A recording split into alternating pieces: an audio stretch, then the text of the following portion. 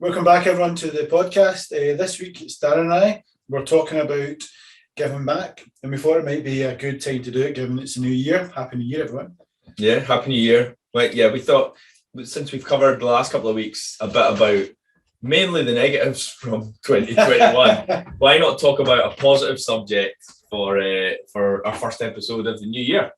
Yeah, because actually, when you think about a new year, you talk about goal setting, which is right. You talk about the new you and all this kind of stuff. But what you don't consider is, obviously, during the festive period, you might have donated stuff. You might have seen family and friends, giving presents and all this kind of stuff. But what you don't consider is what it means to actually give back, either as an individual or as to a company or whatever else. But and the rewards that can give you and help you grow as well. And actually, at this time of year, right at the start of the year, it's good to think about others as well. Historically, when I think about January, when I used to work in a company, I'd be quite down about it. Like, oh God, it's the start of the year, long year. You'd be looking at your objectives. 5 weeks till you get paid. Yeah, exactly. 5-week payday. You'd be thinking my appraisal's due in end of April or whatever it is, and then you've got to kind of work towards that. But what you don't consider is others and how you can support them and help them. Yeah. So we're going to be covering just around what giving back means to us and how we can try and get the balance right as well. What I would say is stay tuned, because at the end we're going to give you an exciting offer. Yeah. Cool. Still to decide what that is. We're looking at each other. What is that? We've got an idea. So yeah, it's going to be really exciting. Definitely worth tuning in. Definitely. Yeah. So giving back. I mean, before we even jump on to giving back, it's good for you to think about what does giving back mean to you. I mean, Darren, you want to go first? Or want me to go first? Yeah, why not? Giving back to me, there's a couple of things that spring to mind. Like, firstly, like, you can't pour from an empty cup. So there's this image of like you give from what you overflow in your glass. So if you imagine like a cup's on a saucer, like the water or whatever that's overflowing onto that saucer, that's what you can give back. That's how I see it.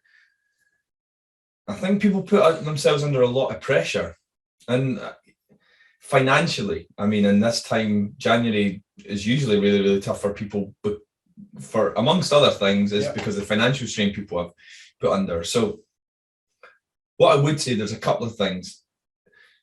There's getting yourself to a point where your glass is full. Okay, financially might be a component of that. It doesn't have to be, but then I wouldn't be giving money away if I didn't have it myself. It's not about the size of the gift, it's about what it represents. Yeah. This idea that a penny from a pauper is bigger than, 10 million from Bezos, because it's, it's like loose change sort of thing. So I think you want to make sure that your own glass is full and you looked after yourself. So I think it's maybe not where I intended to start, but I think giving back should start with yourself first. You should give back to yourself and invest in yourself first. I don't mean new pairs of trainers, new clothes. I mean in like knowing you, knowing what's important to you, and tapping into that. Because look, there's loads of ways that we could give back to other people in the world, but we ain't going to be helping everyone. And there's so many different charities out there and people that we can support and people that need support from us. Knowing yourself better first is going to help put you in a position where you're going to help most effectively. So, for example, I'm not going to necessarily help someone become in branding or marketing. I'm probably not that guy. I don't have the skills, experience, knowledge, passion to be able to help someone and give back in that sort of area. But I might be in property, or I might be in helping them understand themselves better and what's important to them and guiding them through that introspection. So understanding yourself first, I think, is the most important thing. And then once you've done that, is looking at, well, where is it overflowing? Where have you got an abundance of time or money or skills or experience or opportunities to then give back? Because there's a multitude of different ways that you can do it, but you can't do everything. So you need to be quite selective about the things that you give back to. But a long-winded way of saying giving back is probably is those two key things. Like remembering you need to know who you are. So what's in your cup, and then like where it's overflowing, where do you want to put it? Where do you want to put that time, effort, like in terms of giving back? You love a visual metaphor. I do. Which is fantastic. I mean, actually, it's interesting because we come at this from different angles, which is we spoke about this just off camera about we're very different. Either that would be a homogenous opinion coming across where we're just thinking the same thing. Where I like that because that makes me think of there's something about confidence. You need to have confidence in yourself and your ability, but also confidence in your own financial situation to be able to do the things if you want to give money away or give time away, whatever else. So for me, giving back is all about whether or not it's going to be time, money, or skill set, but it's also making sure you've got the right balance. So you don't, because if you're going to give away some of your time effectively still is money. Because even if you're working for a large business and you're getting paid a wage, fantastic, and they're going to ask you to go and do a day a week, a day a year to go and support some charity, then you're still getting paid a wage. But the company's paying for that. But if you've got your own business, that time you give up, whether or not it's your free time you're available outside of your working hours or your own working hours, that's still classed as money because that's your revenue that you should be charging clients as well. So it's getting that balance right as well, because the more charity work you do, the less money you'll bring in. So it's trying to making sure your cup's full, if you like, which is fantastic. So for me, it's trying to get that balance right. I mean, I remember speaking to a creative mentor. Actually, he was in the board of one of these successful charities, and he mentioned to me, I mentioned to him I was first starting out this journey when I was going to leave my company about wanting to do a lot of charity work, and he said, "Chris, you need to get that balance right because even though the charity work's fantastic, what it pays isn't fantastic if it pays at times." So you need to make sure you've got a successful client base to then give you that resource, like you're saying, when it overfills, to then be able to dedicate to people. Because for me, that's what it is. It's finding what you're passionate about and then putting that energy towards it as well. Because there's no point in saying, I'm going to help this charity, for using a non-profit organisation or a charity organisation, say it's going to be cats, stray cats. Yeah. But you hate cats. There's no point in getting passionate about that and helping that. It's finding something that you think could be passionate for you, that you want to. I mean, I remember the dog charity you guys got with Wheeler Homes. What was the dog charity? Well, we do a few, but Dogs Trust. There's also a couple, like there's a Romanian dog charity, like kind of that sponsors them coming over from Romania and housing them here. Cool.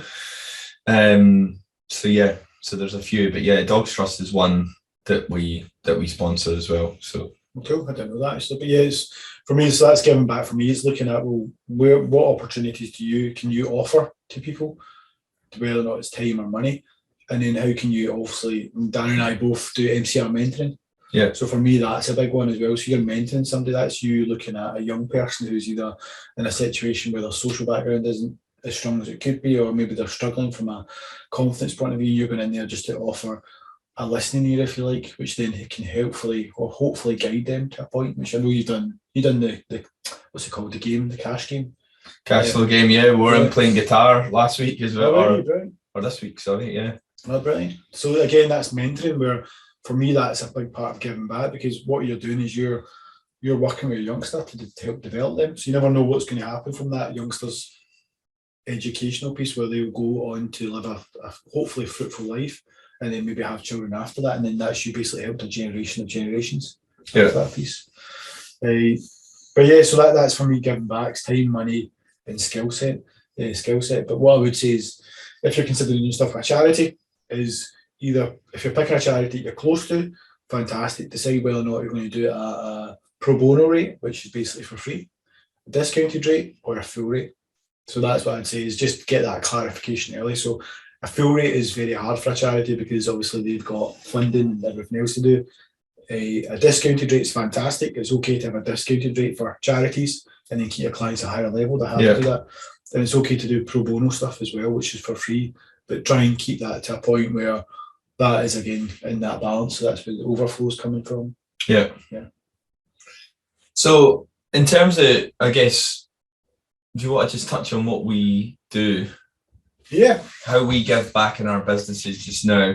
I don't think I feel like I feel compelled to say this is not to glorify Chris and I in terms of like, the work that we that we do that's we class as kind of giving back, but I think it's good to share and give you a feel for maybe the type of varied stuff that it includes. Yeah. Both including our work and stuff that's maybe totally separate to it.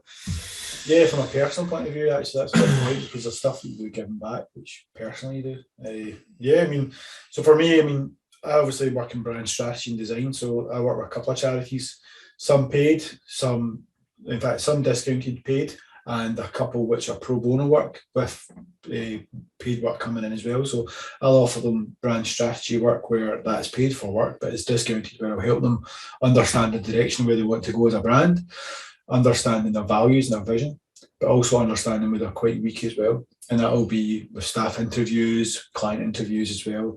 And again, that's a reduced rate, but it's understanding where their purpose is and where the direction they want to go.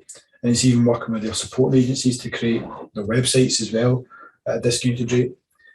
But then I'll give them pro bono work as well. So if they've got some really strong queries around, they're not sure if their social media strategy could be supported by some brand strategy, what I'll do is I'll sit with their social media person and we'll discuss it. We'll have some ideas and we'll bat some ideas back and forward as well. So that's offering free time as well. Is there any charities that you like particularly, work with, or any rationale, or is it just if they're a not-for-profit? Or it depends. I mean, it really depends. And the reason why this is quite fulfilling as well, because if we all know this, you walk by, if you're ever in a supermarket or you're in a high street and you're walking along the street, there'll be people asking for money for certain charities. Yeah. And actually, it's good to know that you've given that time and effort towards these charities to support them much beyond what they could probably afford to pay. So then when you're walking by these and you say, I can't, sorry, that's you knowing, because you've already, your cup's overflowing with what you've given,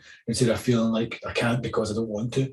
Yeah. So for me, it's not like, I mean, there's a couple of charities. Even my dad's charity, my dad's part of the Men's Shed, which is an initiative to get people who are retired and out of, who've been retired and basically social isolation into an environment where they can share their skills and skill sets and actually just come together.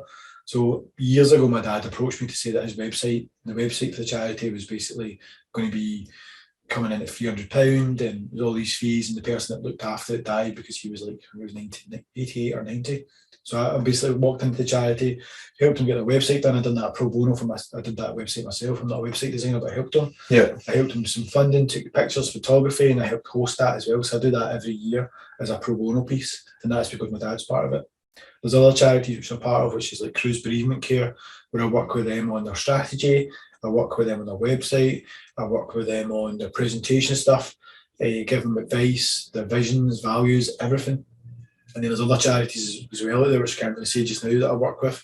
So it really depends on what the organisation is and how you're working with them. So it's more about them coming to you and you being quite open about like how you can support them? Exactly. And there's even another couple of charities that have approached me since, but doing work for them, fully paid work, actually, not actually for a discounted rate, but because at the moment my client list is at full for charities, I've had to go back and say, like, I'll come back to you, unfortunately. I mean, I can give you some advice just now, but that's good as well. Even advice is good as well, free advice. So that's the charity aspect. Even giving companies or individual strategy advice for nothing. So even like we had Arlo Jude on the podcast, Emily Black, she was on the podcast, and she reached out to say she was kind of not sure about direction and all this kind of stuff. We met for a couple of coffees. I gave her some free advice over 2 coffees, actually, 2 different sessions, and then she was able to implement it into her business, and that's been very successful. So again, it's looking at, well, where can you add that bit of support? And I remember sponsoring our Kickstarter as well. So it's looking at, well, where can you support these people who've got an initiative that you believe in, that you can support? Because it's not all about the big companies. You've got to remember that these big companies were small at one point and they grow as well. So for me, that's a lot of giving back. It's like using the big companies, it's using individuals, even the young people, mentoring as well, because that's giving up time that you can do every week. And sometimes you might go along, you might not have a mentoring session. I had a good few sessions in the last 6 months that I've just kind of walked away from and thought, why am I doing this? But then you actually go the next week and it's a really good session. Yeah. And it's really challenging as well. My mentee is going to sit in exams just now. So we're talking about how they've not done so well in the exams, or trying to support them and all this kind of stuff. But you've got to sometimes take a step back. But yeah, I'd say that be aware of your time, your skill set, even money, who you want to sponsor. Even this Christmas, I'm going to be doing a social bite initiative, which is actually all my clients to give them presents. I've done it the last couple of years. I'll pay a good bit of money to social bite so that homeless people can get a meal or be off the streets for the Christmas. And I'll let my clients know that this is an initiative I've done instead of doing Christmas cards and all that kind of stuff. I really like that, actually. I really like that. And I think I've sent out a present to all of mine. After you've said that. And but what I haven't done are we use we've got quite a few private investors in the property business. So I think it's quite nice we're sending the newsletter out to them, just to say an update on what we've done. But I think wouldn't that be a nice thing to let them know that above and beyond kind of creating safe, clean, affordable homes for people, that we've maybe given that contribution. So I like that. I think I'm going to steal that. No, go for it. There's loads of initiatives out there. Obviously, there's Shelter Scotland, which might be better for because it's a housing piece. Shelter Scotland that ties in with that kind of concept as well. So again, it's pairing it up with the right charity and organisation that complements your brand in a way that then you can give back as much as possible. Because I remember giving back. An example you did in the corporate world. Remember the one with the presents? Yeah, Glasgow Spirit of Christmas. I know you want to talk about that. That's quite a good example when you're. Yeah, and it's. I feel a bit. We spoke about it on the podcast, I think briefly, yeah, and but I think I'm trying to get Julie Griffin on, who's run it for maybe 7 years or something like that. But it's fantastic charity that just it's like a bit like Cash for Kids, I think, like some similar things. But I guess Disadvantaged Youth is run through a lot of the food banks, I guess, and charities, churches, that type of stuff across Glasgow, Lanarkshire, North Ayrshire as well. And it's just, it always like blows my mind how many gifts are required and kind of asked for. And I think within the community, there's this element of, at Christmas, if it's like one day, it's a day that you don't want your kids to feel, you want them to feel like any other kid, really excited. I've got something really nice. And sometimes that's just not, like, I've always taken it for granted. I think most of my friends and peer group have as well. Yeah. And I remember when I became a dad for the first time, that changed a lot of stuff. So I think from then I felt this like almost moral compulsion that I had to give back. I've got too much, my cup is overflowing. I've got so many good things going on that I need to tip the plate out. Right. I felt anxious about doing that. So there's quite a few things that kind of kicked off at that time that I just wanted to try and give back, because I just felt like so blessed in terms of where I was at. But yeah, you effectively it's a gift made with love. It's like you donate to a food bank or a charity that they've pledged. So it's like, a girl or boy, age 3 to 6 or something like that. You pick your age group. So it could be a toddler all the way up to a teenager, and you put a gift together of a few different things together. But you did that in the corporate world. There must have been a good 60 people. Yeah, I mean, that's phenomenal. That's phenomenal. I mean, you think about how deprived our society is at times, and the gap as well. I think we'd been running up to that point, a Secret Santa in the office, and then we just went, do you know what? See, this year, like, how would everyone feel if we just done this as a Secret Santa?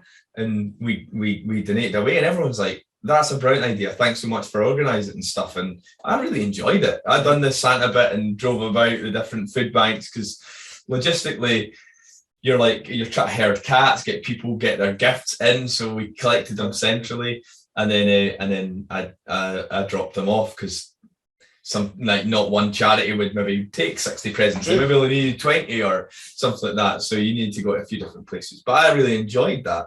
But yeah, and I need to have a think about that, because this year I tried to do something similar. I've got a free Facebook group. It's a closed group, some property people in there. It's a lot about, it's twinned with the podcast as well. And I did a live. If I'm being really honest, I never really pushed it this year. It's probably something that I feel quite like, that's probably a disappointment for me this year. I didn't really push the engagement. There was next to no engagement, but I didn't really push it. So yeah, I mean, I'm supporting that charity this year as I always do, but I feel like it could have been more. I could have, yeah. But then that's I'd like to have a greater contribution because I love bringing people together. I love like creating a sense of community, but I also think that that's a real opportunity to help lead people to a place that they actually want to do. Like I was as surprised as anyone when we started doing this Glasgow Spirit of Christmas and our old job, old company.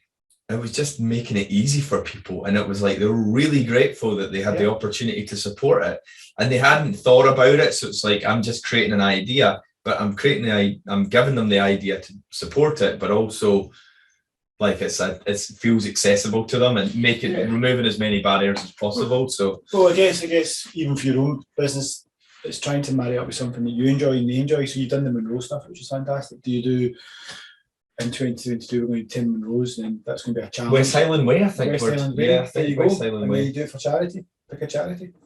And that's it. So there's all that, because that's the incentive for people to buy a Key Plus. But anyway, but then one thing you haven't covered, which I see about you giving back, which you haven't really talked about, is the free Friday sessions you've done before. Yeah. I assume you still do them, but it's a free Friday session where people can I do, and I mean sometimes I would say the last couple of weeks, mainly because I've maybe got a night out on or something. Maybe haven't been doing it on the Friday. But yeah, so again, I've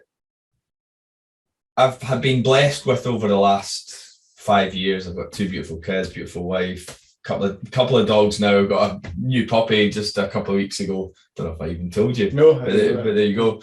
And I've felt for the last 5 years kind of I need to do more in this space and support. But when I get out of corporate employment, this whole about purpose over profit, this podcast, of course I want to make money, because I want it to sustain your lifestyle. I want to sustain my lifestyle, but also like I want to be good at it. Like for that, I should be able to charge for that. That should be okay. But recognizing that it's good to have conversations with people, and some people might not feel able to do that. Yeah. So I really enjoy that. What frustrates me at time is this is a bit about like if it's free, people don't value it. I think there's a lot of people that subscribe to that, and therefore I think it cheapens it maybe. But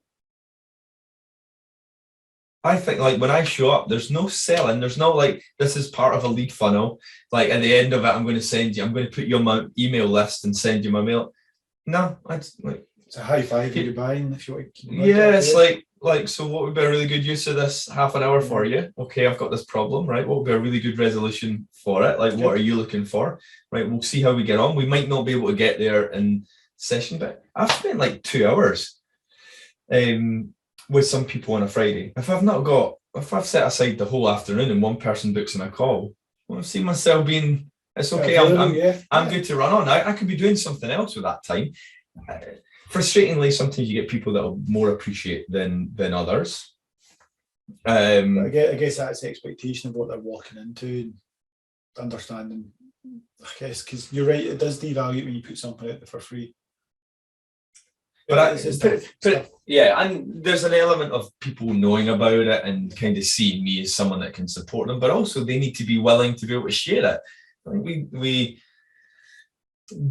population in general, and I think guys particularly, think that we've got to figure everything out ourselves, and actually a half-hour conversation with someone you've never met can sometimes be just all that you need to release valve to kind of bounce ideas in your head. Because it's all very well saying, all right, I'll sit down and I'll do that. I'll give it some.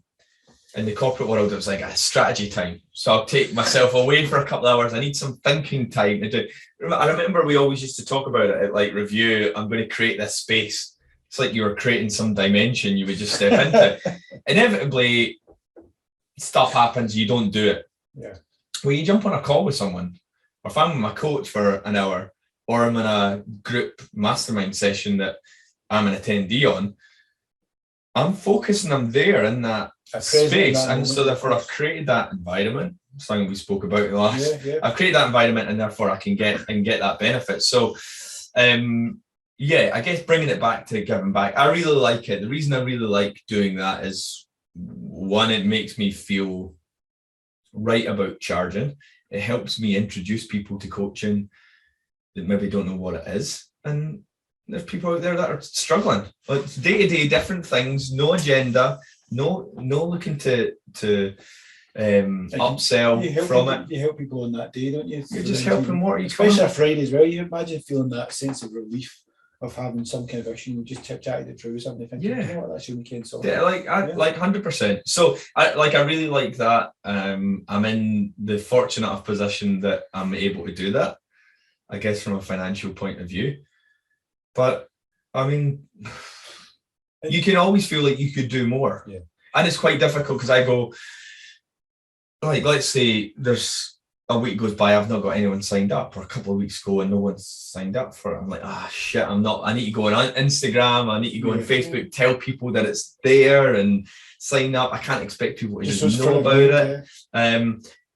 So I think there is an element of like making sure that I know that I'm doing all that I can to help people take that opportunity. What I just want to touch on briefly is that we spoke about the corporate world and working, the initiative you put in there. But there's obviously, we spoke around how we are in this position and we can do it because we're businesses. But even I think back to in that same corporate world job, there was one day a year. What was it given? There was a terminology used. It was community day or something like that. Something or day like in that. The community, or it's not a day in the community. It's community release. Community release. It was something. That was something else. Yeah, it was like some day you could do one day a year. So I've done a couple of them when I worked there. And one charity I worked with, Solidarity Sports, based in East London. They were talking about getting kids off the street and get them into sport. Great initiative, fantastic. Shawn Mendes, actually CEO. I'm going to try and get him on the podcast as well. Shawn Mendes, is that he's not a singer, no, that's a different chap, but he's fantastic, actually, Shawn Mendes. Anyway, so Shawn Mendes is really good for the reason being that we cut up briefly and he was like, I've got a day with you, Chris, what can I do? And we did about 5 hours or so, 6 hours. So I walked him through what he could possibly get from that session when I was working for the company. And it turned out that what he needed wasn't a day. What he needed was not ongoing support, but just somebody there to ask ideas off of and just to kind of discuss stuff with. So that ended up leading to a 2-year business relationship while I was working. Yeah. So while I was working, I was doing that in my job, and then in my out of hours time, if you like, I was actually speaking to Shawn and helping his business grow. I think what's the guy who was on Dragon's Den, Peter? What's his name? Peter. I can't remember his name. He wears funky socks. Yeah, I know you mean. But anyway, he was going for some kind of awards dinner and he was going to sponsor the charity. He's done all this work to get them charity. We've done a rebrand of it all this work we did for 2 years, and none of that was paid. Absolutely none was paid. It was just me wanting to fill my cup up and give that support. And that was when I realised how frustrating it is that sometimes corporations will say, right, we're going to allocate a day for you to go and give back to the community. Okay, what is that? And you go and speak to them in that. And what they want within that 6 hours they've got is everything. And you can't give them everything. Yeah. And then they're panicking, thinking, look at this day dedication. So you can step back, where most of these initiatives will be, you're going to go and paint a fence in the local community hall, or you're going to do this. But that's where you can actually make it into your own. If you're busy working full time, you can actually do it as a side hustle, but a positive side hustle that can reward for you. But you set the expectation and the ground rules to say, I can give you these many hours. So if you're a marketing manager, a social media person, photographer, videographer, a business coach, whatever else, kind of transformational coach, then you can set aside so many times. You can dedicate those times, but help them as well. So I think that's big in giving back, because it's not just about once you leave a job and you've got all this time, you can do it. It's about even if you don't have that much time, especially with family. So that's why I see giving back is big. And you're making the cogs turn there about how I could do that with some of my mastermind groups and supporting, like you mentioned, shelter, and it might be food banks, or it could be, doing deliveries for food banks or soup kitchens. It could be part of your mastermind. Every year you check in, every month you check in to see what have we done, what have we done for good, do good, what have we done. And I think back to when I first started the business, my own business, Baker's Dozen. At the Christmas time, I said to everyone, right, okay, gave everyone cards and said, the money I would have given you for a present, I'm going to donate to a food bank. So what I did with my kids is that we went out and bought so much food based upon what each food bank required, and then we took it to different food banks and dropped it off. Yeah, I took pictures, put it on social media because I wanted to show the kids that through our business you can help people as well. Yeah, and I was instilling into them what a food bank was, because they didn't understand that as well. Yeah. And when we were there in one of them, which was quite sad, but again rewarding, we were donating food at the same time as families were coming in to get food. And as we were donating it, it was going straight back out, because if the shelves were full, but some of the stuff we had they didn't have, and then they were going, there's a family then giving them it. So again, it's again going back to that kind of mentoring piece. You're starting to plant the seed for the future generation of what this is. Which is crucial, because even my daughter, we spoke about an episode around 2021 highlights. We didn't even talk about COP26, but my daughter's got COP26 in her head. We didn't get a real tree this year because COP26 is not good for the environment. I want to get AstroTurf in the back garden for my son plays football. It's not good for the environment, so we're not getting that done. My daughter's got this in her head. So again, it's good paying that forward for your next generation. So, and recognising that not everyone's like, in essence, we're all unique, so we're all both advantaged and disadvantaged to some degree. But the kind of cultural differences, social inequality, and all stuff, I love MCR pathways. We spoke about. We had Dr. Emick Ritchie, who was on episode 2. Yeah, episode 1. Well, it was episode 2. He was our first guest on the podcast, though, after our intro one. But like, what a fantastic charity that is, and that is solely to try and spend time with some people who have potentially they're not in a great place, not themselves, but just the environment that potentially the cards they've been handed with in early life haven't been as great as maybe other people. Like, I could argue everyone would benefit from having a mentor actually within the school, but I'd really recommend that you give up an hour a week. You're spending that with a young person. You've got the opportunity there to listen and be there, be present and support, and potentially guide that person to be thinking in a way that this is not indoctrinating people, but it's to help thinking and changing perspectives. And like, it's been shown to have a massive influence on their ability to go on to further education or to go into employment, which means that they're going to have a better life. And you talk about planting the seed, like, well, that means that they're in a slightly better forward than what they otherwise would have been. And therefore, if they go on to have a family, then that family might be slightly better off. And it's just kind of helping to kind of create that, opportunity. Everyone should have equal opportunity, I think. Yes. I don't think any of us we're all equally valuable, but in a marketplace, we're clearly unequal. And that's okay. But I think we need to do what we can to make sure everyone's got an opportunity to do whatever it is that they want in life. So therefore, I think, like you talk about, like, these planting these seeds, I think supporting things that are helping to, reduce inequality or to increase opportunity is probably how I would prefer to say it. For everyone, I think is really, really important. No, I agree, actually. And even like we briefly spoke around, so that's an hour a week that you do that, and if that's too much, then we spoke around managing your expectations. You can join Facebook groups, you can join different coaching groups, all this stuff. When I'm part of brand groups on LinkedIn, I'm part of graphic design groups on LinkedIn, I'm part of community charity groups on LinkedIn and Facebook and all this kind of stuff. And I don't have as much time as what I'd like to have, but when I do dip my toe in the water and I look and see, is there anything I can add value to? And if there is, I'll add value to it. If it isn't, I'll step back. Because you don't have to add value because you feel you need to. Sometimes it's good to look at that and see somebody else is giving great feedback there. I can take a step back, and it's just knowing what opportunities you've got, what team you've got. Because if you've got 4 kids and you're a single parent and they're running a bit crazy, then giving back isn't possible at that time. But it might be possible when you're sitting chilling out and you're on a Facebook group and you want to give feedback on how to manage children when they're having this tantrum. That's giving back to people as well. That's giving somebody a bit of advice. And it's good to know as well when it's appreciated. I think, like, I certainly take a lot from it. And if I take my coaching example, I never sell to anyone on the calls that I've got, but obviously the people that know me and follow me will interact with my stuff from time to time. So it's also good to know that people appreciate it as well. Like, so I've had so many conversations with people on my free call Fridays that I never expect them to buy, and I never sell to them on it.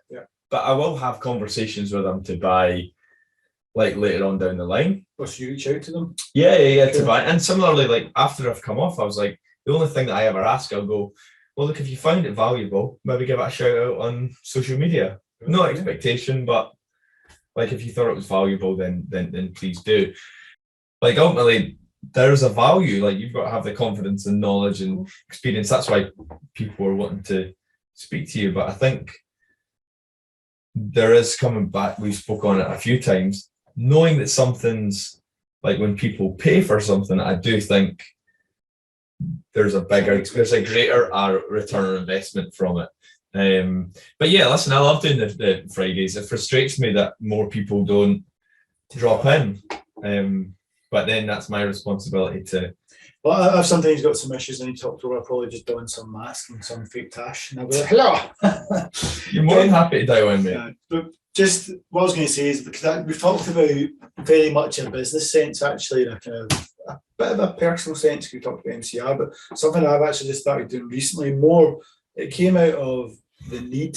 So my son wanted to join a football team. Yeah, and the football team we wanted to join was a kind of local team that all his friends have joined. And when I reached out to them, they said, "Listen, we want to grow the group, but unfortunately, we don't have enough coaches. We need more coaches if you want to become a coach." My first inclination was, "No, I'm not going to become a coach. All this time, blah blah." But then my son really was keen to do it, and I mentioned to my son, like, the only way they can do it is if I become a coach. He went, "Absolutely not, Daddy. That would be embarrassing. Absolutely not." I was okay. But then we had a conversation again. I had a conversation with the club, and they said, "Yeah, if you come on board, Chris, we definitely would get your son on board plus a good few others." So I spoke to another dad. Both are my son and his son are best friends, and we both became coaches. Right. Of a local team. And it's such a different experience. My son's now happy. We did a coaching session last night, the last one for the year, which was fantastic. They gave out selection boxes. But since then, I've had to do the 2 basic SFA coaching courses, which is just all about children's mental health, encouragement, all that stuff.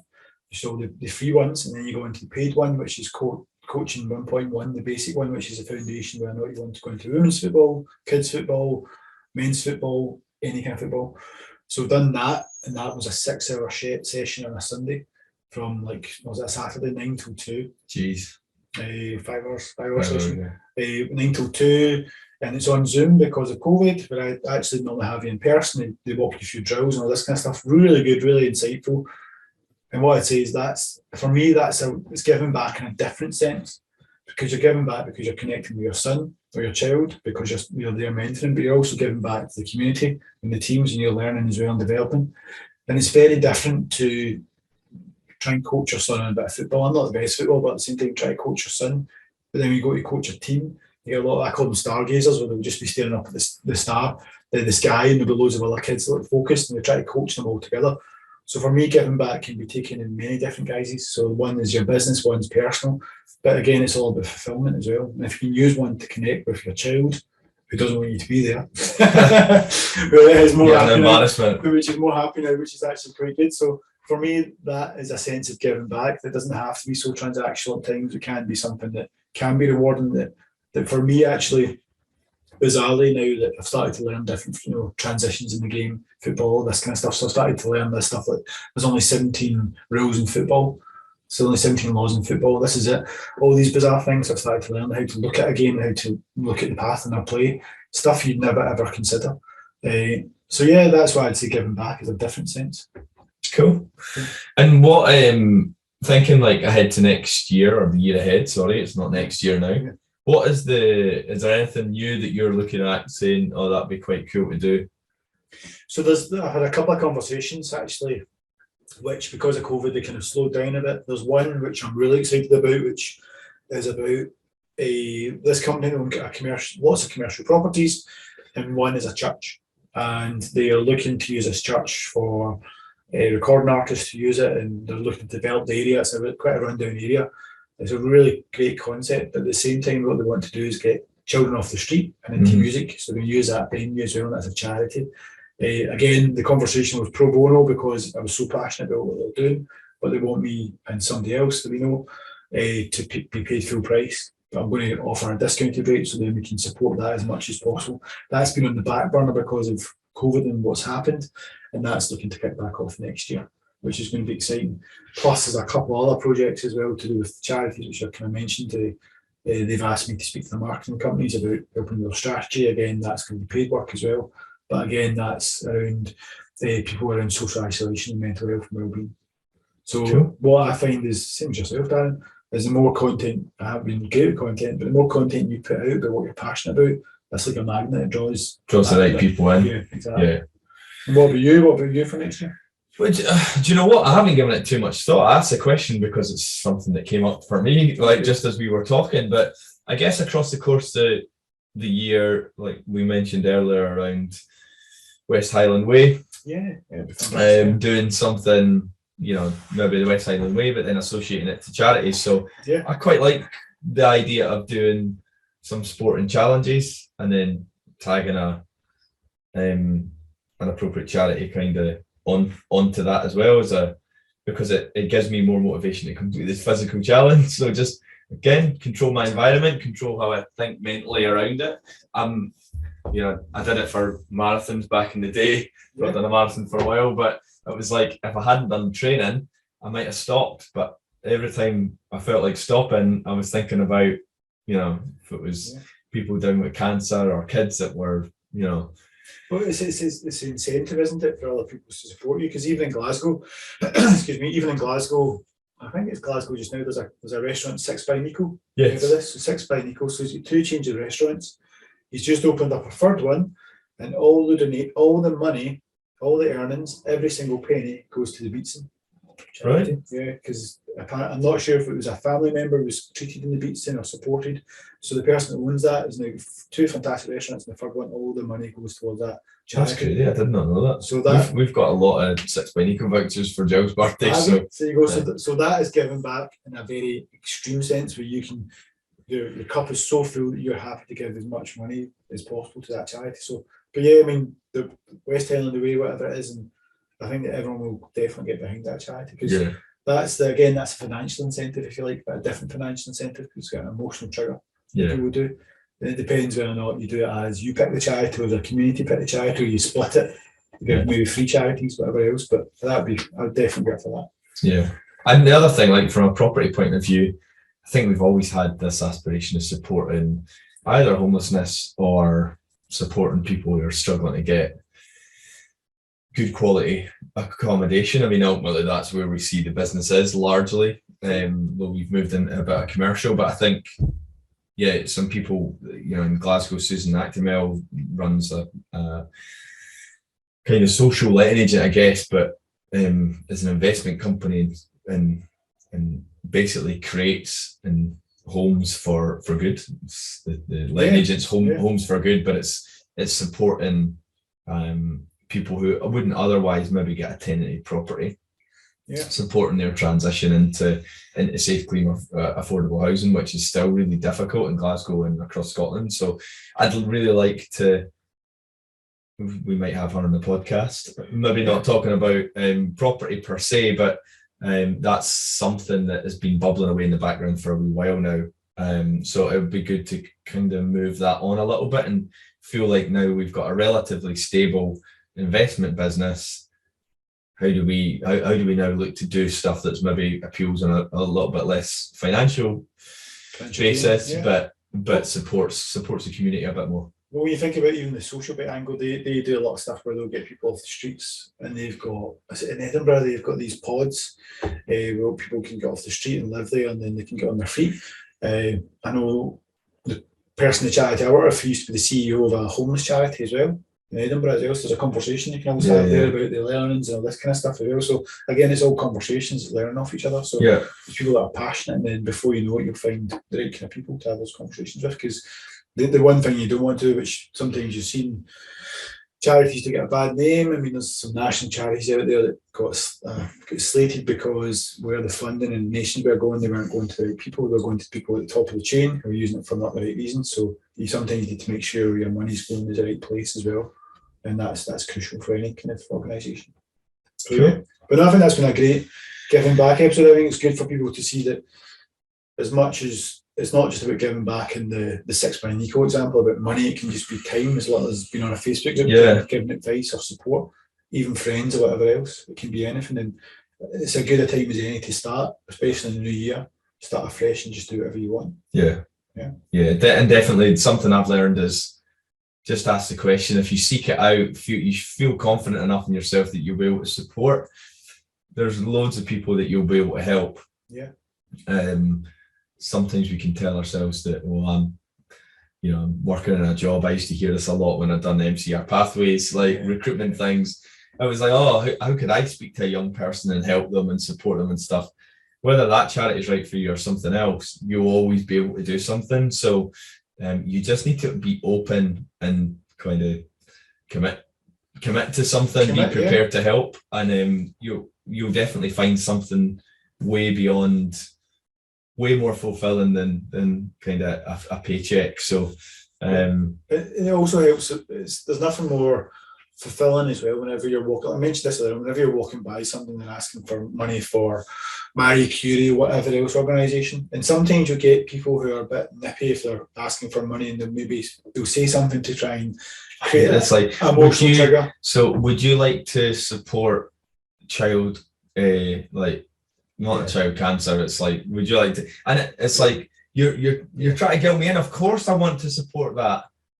But exactly, it's a great sales pitch, and actually to add that, it's quite emotively it's very clever, but conflicting for me. But it's because it makes you think, it makes you pause. But what I'd say is that then, if you've done all this, you've not even done all this stuff. If you've done a bit of stuff, then that gives you enough confidence in yourself to be able to say to somebody, no, I'm sorry, I actually give a lot to charity, or do a lot for charity, do this, and walk away with a clear conscience, instead of feeling like you're saying, no thank you, not just now, no, I'm okay, and then walking away feeling that guilt that you sometimes feel, because you feel that guilt and remorse that you haven't done it. But there's so many organisations, so many charities. Unfortunately, you walk around the streets in the city, there's homeless people all over the place as well, begging for money, and you just can't give as much as you want, and that's why it's good to give your time and expertise, if you like, while you're still moving up in the sort of, but thanks very much, guys. Have a fantastic new year, and look out for what? Before we go, sorry, we said at the start of the episode we were going to give an exciting offer. So we've given the teaser. What's it going to be for, and why would we give it? Well, we're both different experts in our field, so I think it'd be good for us both individually to give some time. Yeah. Well, for me, I was going to offer to give some time to any organisation, any business, any person. I could give 1 to 2 hours. Okay. 1 to 2 hours, conversation, discussion, review, anything to do with your business. If it's your business, if it's an idea, if it's something to do with brand, strategy, design, marketing, anything. 2 hours, probably max. Give you 2 hours a session if you like. We can go through it all. And that can be anything you want. So I'd happily do that. Cool. I'll do something similar. Cool. I think it would be, so I've actually got a couple of ways that I'll be able to help you, but let's say around 2 hours, I'll give you a free place on my goal setting workshop, which kicks off tomorrow, I think. Depends when you're listening to this, but it kicks off on the 4th. It's the 4th and 11th of January. But what I would say is it would be nice to think about what the qualification of that is. How do we select a winner? We should have had this conversation. We should have had this conversation, but maybe it's just the first person to comment on the podcast. Okay. Yeah. So comment on either Instagram or anything else. Leave a review, or the first person to leave a positive review. Yeah. So leave a 5-star review. Take a screenshot, send it to us on the email. So Darren at thepotpod.co.uk. That's perfect. And we'll get you in. So just say, I want Darren, or I want Chris. Or here's both. Whatever. Yeah, or I want both. Yeah, perfect. And happy to spend time. But if the group coaching session doesn't work, for you from my side, then we'll say 2 hours worth of coaching / mentoring specifically for you, helping you get kind of set for 2022. So cool, fantastic. Thank you very much, everyone, and we'll talk to you soon. Speak to you next week. As always, thank you so much for listening to the Pot Pod this week. If you'd like to leave a review or share the podcast with others, then that'd be awesome. You'll find us on Instagram at the Pot Pod, and on Facebook we have a community group called Purpose to Progress that anyone can join. And we'll be back every Monday with a new episode, but until then, stay on purpose, and we'll see you next week.